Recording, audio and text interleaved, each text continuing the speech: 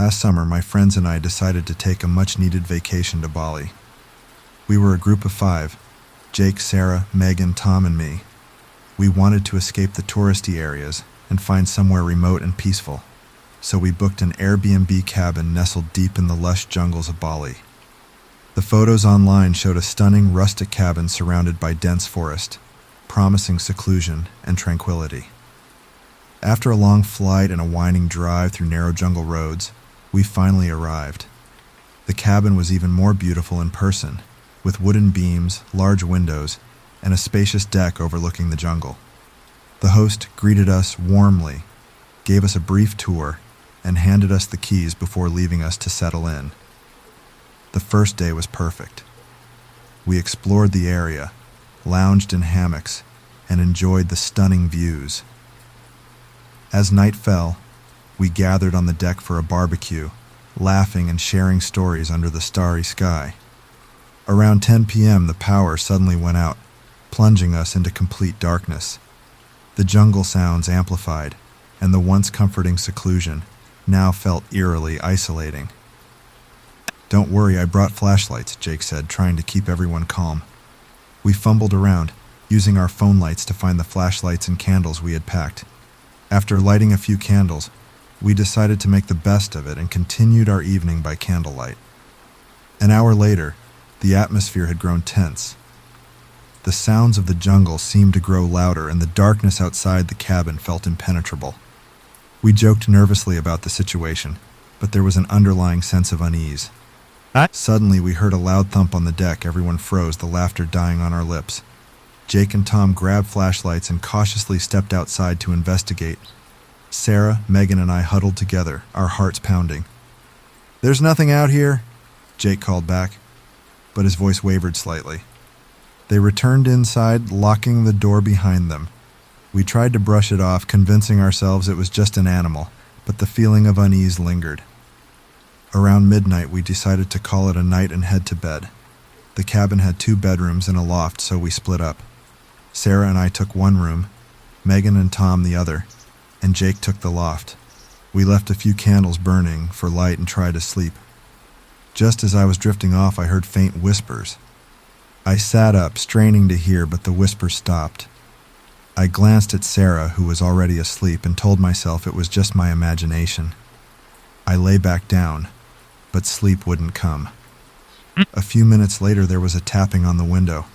My heart raced as I turned to look, but the darkness outside revealed nothing. I nudged Sarah awake. "Did you hear that?" She rubbed her eyes and sat up. "Hear what?" The tapping resumed, louder this time. We both stared at the window, fear gripping us. Suddenly, we heard Jake shouting from the loft. "Guys, get up here now!" We rushed to the loft where Megan and Tom were already standing with Jake, their faces pale. Jake pointed to the window. "I saw someone out there." We all looked but saw nothing. The jungle outside was pitch black, with only the faint light of the candles casting flickering shadows. Jake insisted he saw a figure moving between the trees, watching us. "Let's lock all the doors and windows," Tom suggested. "We need to stay together." We quickly secured the cabin, then gathered in the living room, too scared to go back to bed. The whispers and tapping continued intermittently, keeping us on edge. Every sound seemed magnified, every shadow a potential threat. Around 2 a.m., the whispers grew louder, almost as if they were inside the cabin. Megan screamed, pointing to the corner of the room where a dark figure stood, barely visible in the dim light. We shone our flashlights on it, but it disappeared, leaving us trembling. "Did you all see that?" Megan asked, her voice shaking. We nodded, too scared to speak. The realization that someone or something was stalking us in the darkness was terrifying. We huddled together, clutching our flashlights and makeshift weapons, waiting for dawn. The night seemed to stretch on forever, but finally, the first light of dawn broke through the windows. The whispers and tapping ceased, and the oppressive feeling began to lift. We cautiously stepped outside, scanning the area for any signs of intruders. There was nothing. As soon as the power came back on, we packed our things and left the cabin. The drive back to civilization was tense. each of us lost in our thoughts. We reported the incident to the Airbnb host and local authorities, but they found no evidence of anyone being there. The experience left us shaken. What was supposed to be a relaxing getaway turned into a nightmare. We vowed never to return to that cabin or any remote place without better preparation. The memory of that night, the whispers, the tapping, and the dark figure in the corner haunts us to this day.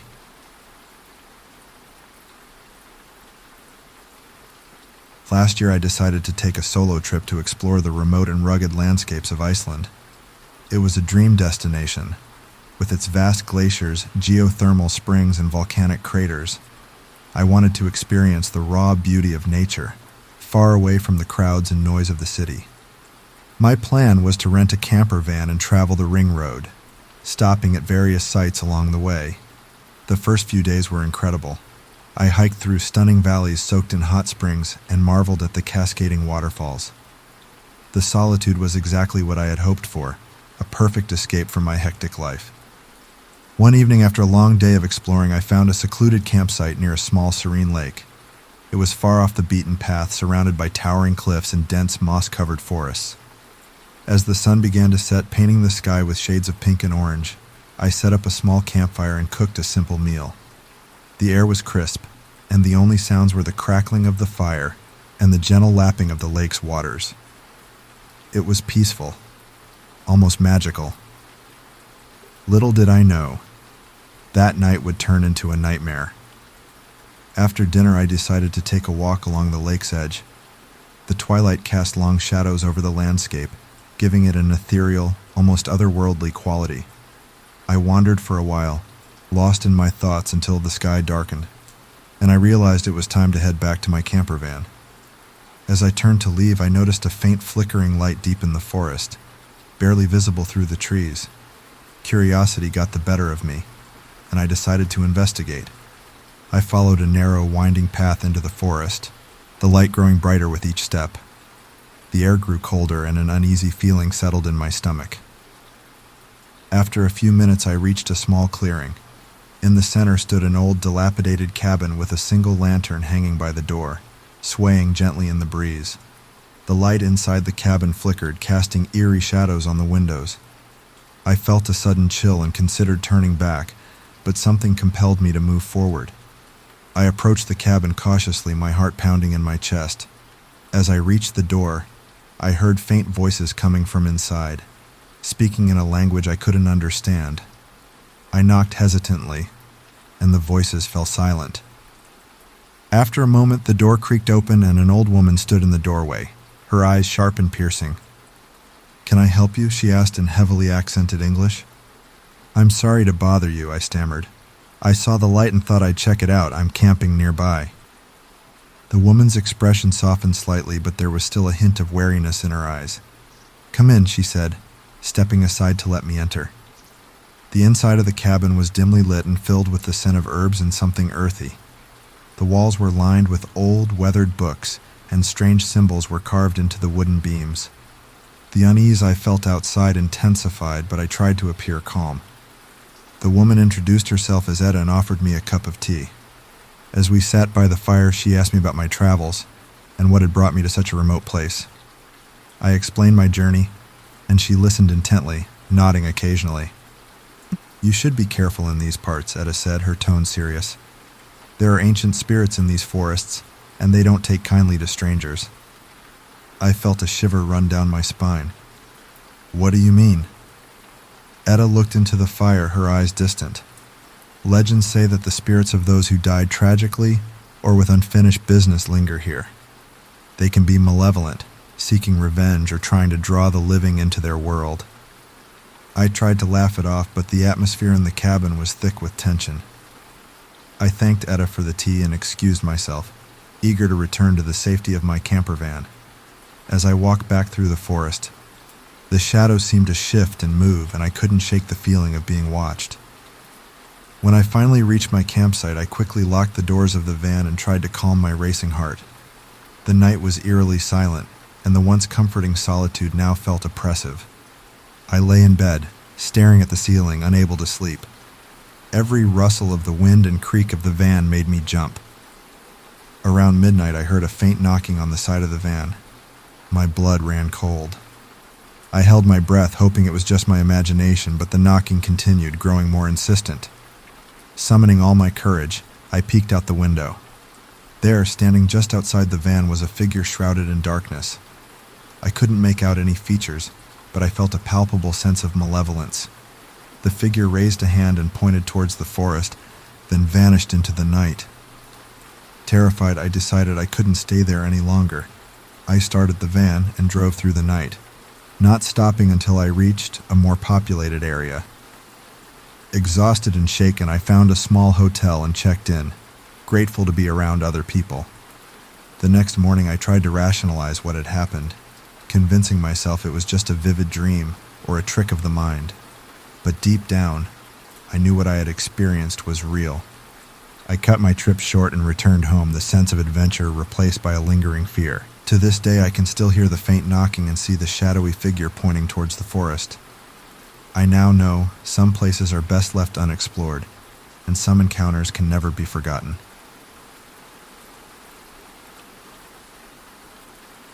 Last summer, I decided to take a solo trip across Europe.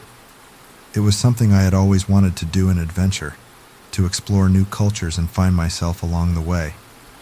I meticulously planned my itinerary, making sure to book accommodations in advance and researching the safest travel routes. After weeks of anticipation, I finally set off, excited and ready for the journey. The first few days were incredible. I visited Paris, Rome, and Barcelona, soaking in the rich history and vibrant atmosphere of each city. My next stop was a small, picturesque village in the Swiss Alps.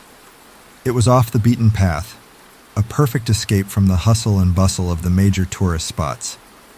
The village, nestled among the mountains, was straight out of a fairy tale. Quaint cottages, winding cobblestone streets, and friendly locals made me feel like I had stepped back in time. I had booked a room in a charming little inn, run by an elderly couple who welcomed me warmly and showed me to my cozy room. On my second night in the village, I decided to go for a hike to a nearby viewpoint known for its breathtaking sunset views. The innkeepers warned me to be careful, as the trails could be tricky, especially after dark. I reassured them I would be cautious and set off with a map and a flashlight. The hike was invigorating, and the scenery was even more beautiful than I had imagined. As the sun began to set, casting a golden glow over the mountains, I felt a sense of peace and contentment. I stayed at the viewpoint until dusk, snapping photos and reveling in the tranquility. As night fell, I started making my way back to the village. The trail was dimly lit, and the dense forest around me grew darker by the minute. I switched on my flashlight, its beam cutting through the darkness. The path seemed different, somehow more twisted and overgrown than I remembered. I attributed it to the fading light and pressed on. After walking for what felt like hours, I realized I was lost. Panic started to set in as I retraced my steps, only to find myself deeper in the forest. My flashlight flickered, and I cursed myself for not bringing extra batteries. The oppressive silence of the forest was broken only by the crunching of leaves under my feet and the occasional rustle of unseen creatures. Suddenly, I heard a soft whisper, so faint I thought I had imagined it. I stopped, straining to hear, but the whispering ceased. My heart pounded in my chest as I continued walking, my senses on high alert. The whispering resumed, this time louder, more distinct. It was as if someone or something was speaking in a language I couldn't understand. I quickened my pace, desperately trying to find the trail. The whispers grew louder, now accompanied by the sound of footsteps behind me. I spun around, shining my flashlight into the darkness, but saw nothing. Fear gripped me, and I broke into a run, not caring where I was going as long as I got away from whatever was following me. The forest seemed to close in around me, the trees forming a labyrinth with no clear way out. The whispers and footsteps were now a constant presence, echoing in my ears. I stumbled over roots and rocks, my flashlight barely illuminating the way. In my panic, I tripped and fell, my flashlight slipping from my grasp and rolling away, its beam flickering out. I lay there, gasping for breath as the whispers surrounded me. I could feel a presence, cold and sinister, closing in. I scrambled to my feet, blindly reaching for the flashlight. My fingers brushed against it just as I felt a cold hand grip my ankle. I screamed, kicking out and wrenching myself free. I grabbed the flashlight and ran, adrenaline fueling my every step. I didn't know where I was going, but I didn't care. I had to get away. Eventually, I saw a faint light through the trees. Hope surged through me as I stumbled towards it, emerging from the forest onto a narrow road. I looked around wildly, spotting a small cottage with lights on. I ran to it, banging on the door, pleading for help. An elderly man opened the door, his expression one of concern and confusion. He ushered me inside, and I quickly told him what had happened. He listened silently, his face growing more serious with every word. When I finished, he nodded and handed me a cup of hot tea. "You're lucky to be alive," he said gravely. "There are old stories about that forest, about lost souls and vengeful spirits. Many who get lost in there never come out. I spent the night at the cottage, too terrified to sleep. The next morning, the man guided me back to the village. The innkeepers were relieved to see me, and I packed my things, deciding to cut my trip short and return home. The experience left me shaken and wary. I had set out to find adventure, but what I found was a nightmare that still haunts me. I never went hiking alone again, and the memory of that night in the forest remains a chilling reminder of the dangers that can lurk in the most unexpected places.